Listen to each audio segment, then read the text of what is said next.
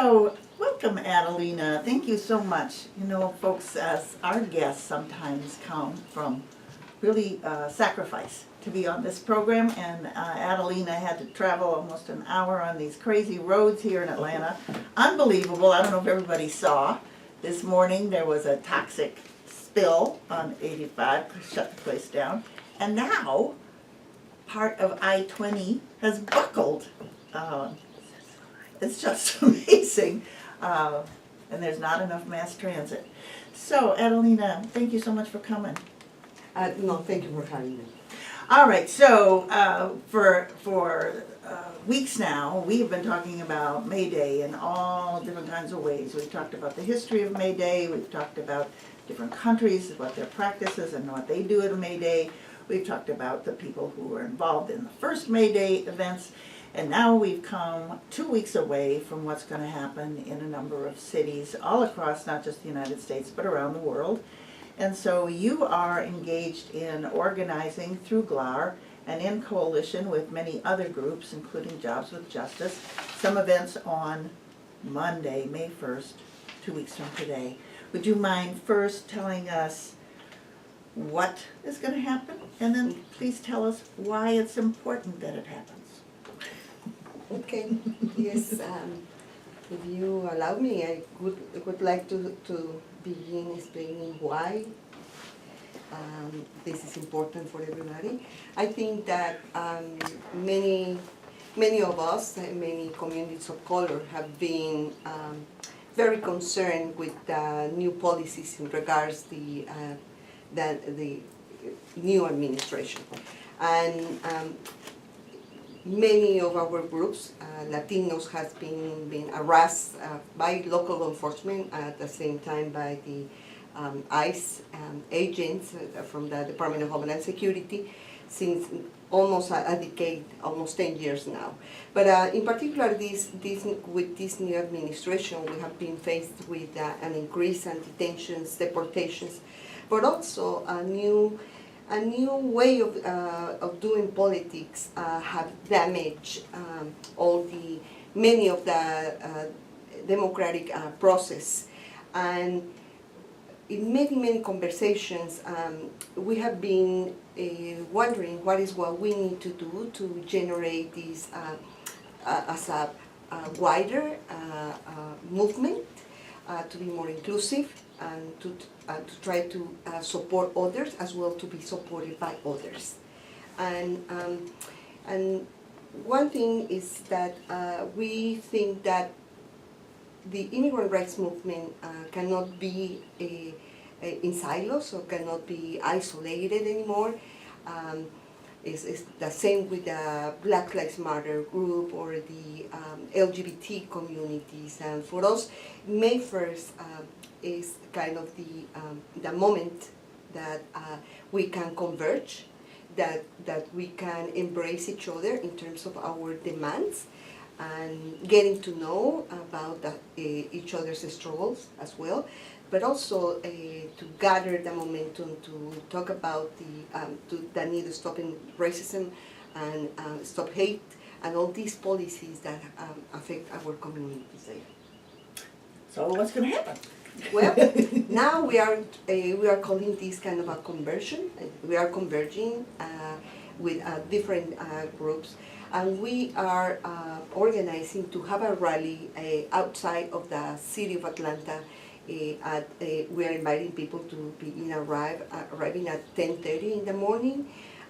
So we are having this rally, and after that, we are going to get inside the city of Atlanta to the meeting of the commissioners to discuss and to support the 5 for 15, among other issues, and also as the immigrant community is putting out a resolution against detainers, and as well an ordinance that could help not only immigrants while they are driving in the city, but as well many others, because we know and we see every single day what racial profile means, and how this is affecting not only Latinos, but a lot of and other groups like African Americans as well. So is it true that you're having a march from a Wells Fargo bank? We are not a march. We Oh. are having.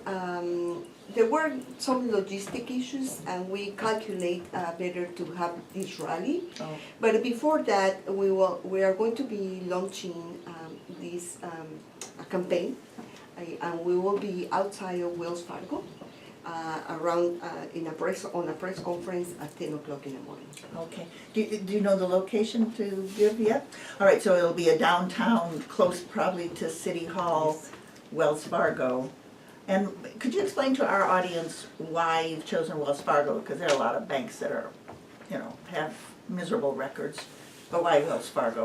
Well, I think that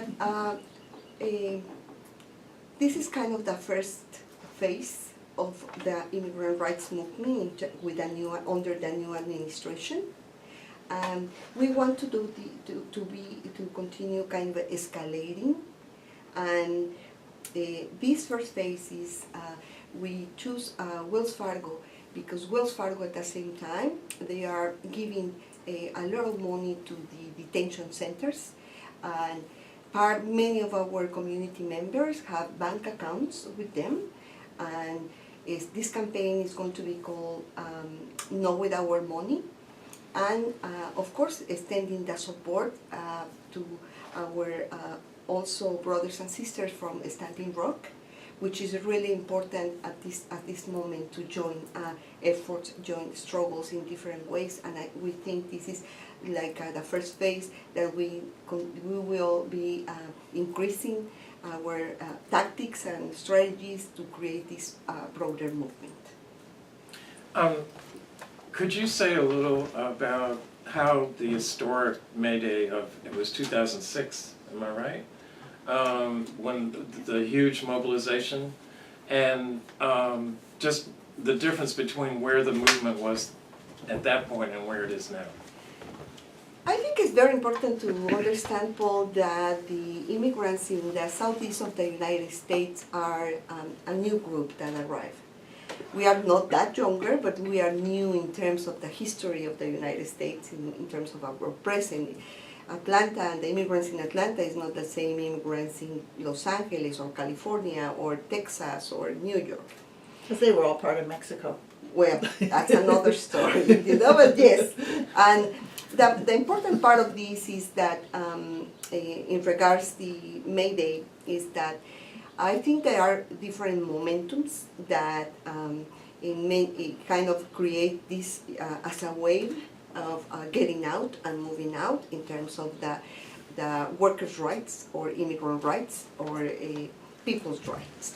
And 2006 was here in Atlanta a huge movement around May 1st, do the attacks from in 2006 to do the attacks of the Sensenbrenner at that time, and opened the door for many of us the need of continue organizing.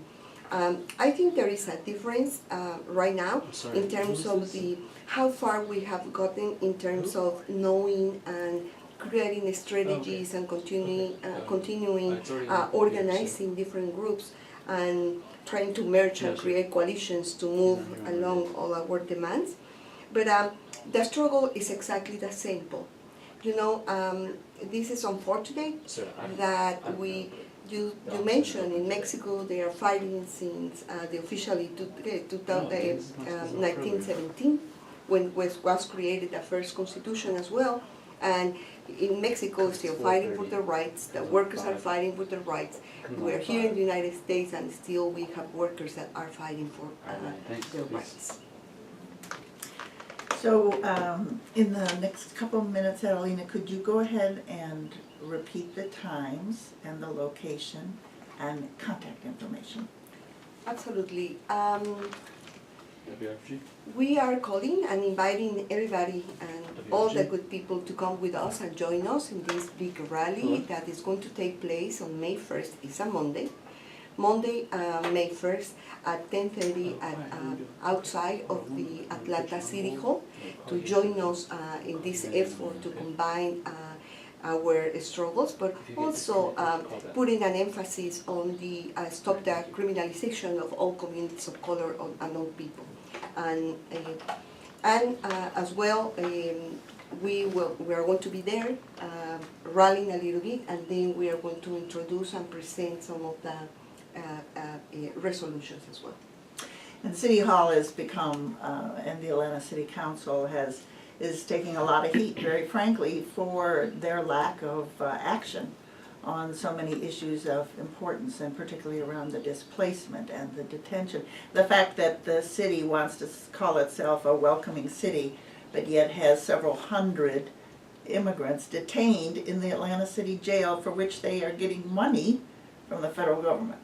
Yes, and you know, I just have found that the Department of Homeland Security or the federal government is paying the city of Atlanta for having community immigrants at that detention facility. And it is important for us that as well, Mayor Kasim Reed showed to us the need of changing his politics. We are tired that thinking that yes, he has welcomed immigrants many times, but if you just walk 2 blocks away, you will see the Atlanta Detention Center that not only have Latinos, but many different people from a different country origin that is affecting families at large.